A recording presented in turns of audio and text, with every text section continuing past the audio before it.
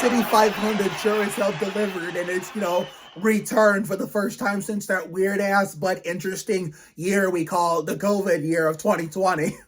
What about John Hunter Nemechek with a P6 finish with a kick-ass car and a rocket ship of a run? That's what I'm talking about. Petty Enterprises, fuck that Legacy Motor Club name, is back.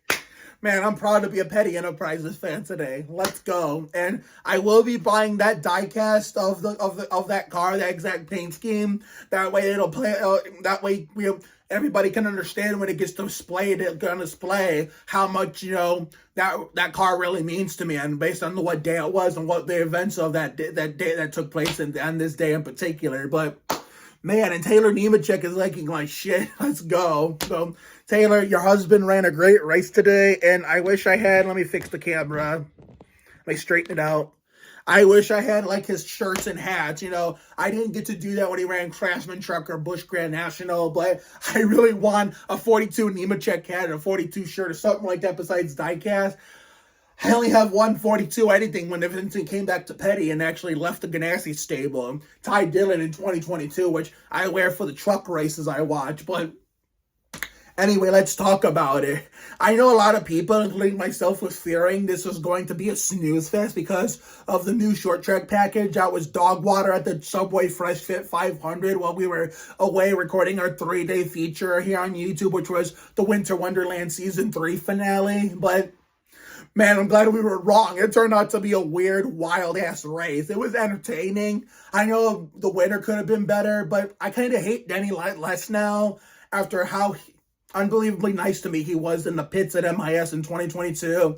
I brought up basketball because I know he has a big passion for it, and I told him I was a Spurs fan, and then every time he went to go see the Spurs play on the road, wherever NASCAR was at, that's my team you are watching. And he goes, yeah, I think he said something along the lines of, oh, man, that's nice. I mean, that's not my favorite team, but I do like them. Yep.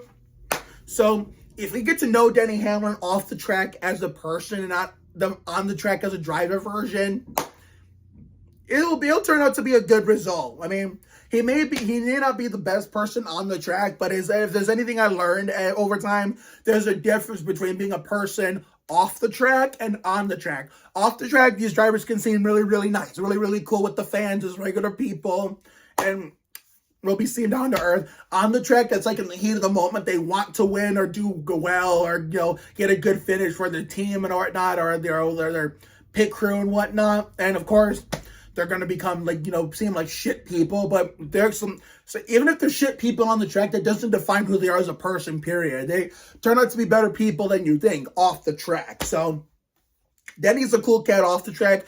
On the track, I can question him at times, but that means nothing. At the end of the day, he's a person, so that shouldn't really be taken personally. Even though before I met him, I had that encounter with him, I did not like him at all, considering, he's had run-ins with every single one of my drivers racing. I'm pretty fucked up in the past, Kyle Petty, Dover 2007 in the fall when I was 13, living in Michigan in Lenore houses. Juan Montoya was coming in and KP45 was going out. Did he ever run in with Montoya? No, thankfully no. But he had a run-in with Austin at the 2015 Loudon, New Hampshire race weekend and at the New England 300. Yeah, New England 300.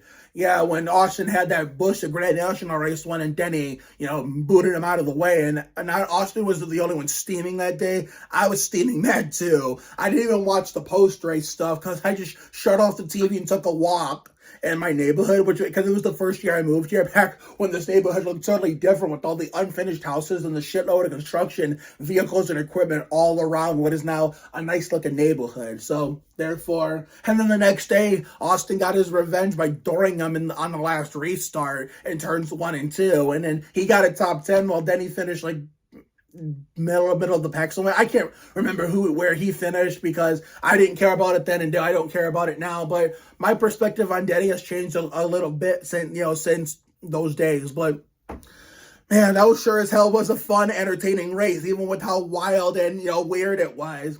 And there were some people on Facebook, including myself, thinking that this was going to be just as bad, if not worse, than the 2008 Brickyard 400, version 2 of that.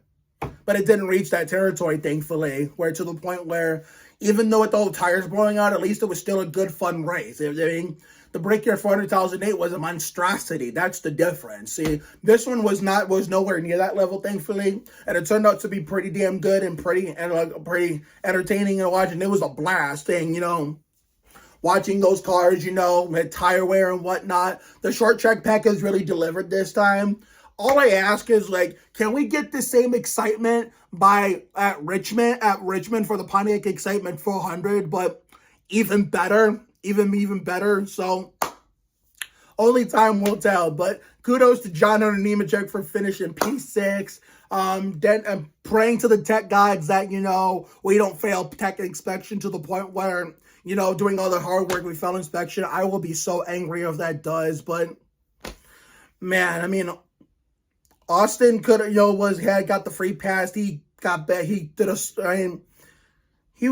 high as the top 20, but that was it. He had to settle for 25th. RCR, as an RCR fan, those guys have a lot of work to do. I mean, they started out to see some really, really bad, especially the 3. Kyle Busch continues to have trouble on pit road. So, therefore, as an RCR fan, this worries me. Not just an Austin fan, but as an RCR fan as a whole. So they better get their shit together. And no, I am not watching Circuit of the Americas next Sunday. To hell with that shit. After last year's abomination, I can just say forget it. I'm going to find better stuff to do. And if I can't go outside, then I'll just sit up here and relax and, have some downtime to myself. But anyway, I got to get back downstairs. My sister and my niece are in town. My mom was texting for Herbie to help them. So I have to cut the race review short, unfortunately. So, and I have to eat dinner too. So, have a good night tonight and a better day tomorrow. Take care, everyone. Good night. And the Spurs content will be making a return on a part-time basis for the last quarter of the season. So, this will be the Tankathon 1 3/4,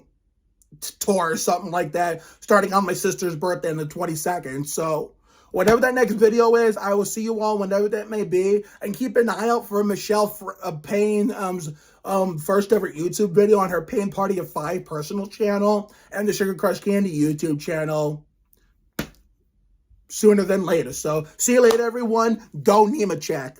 107.3 The Way.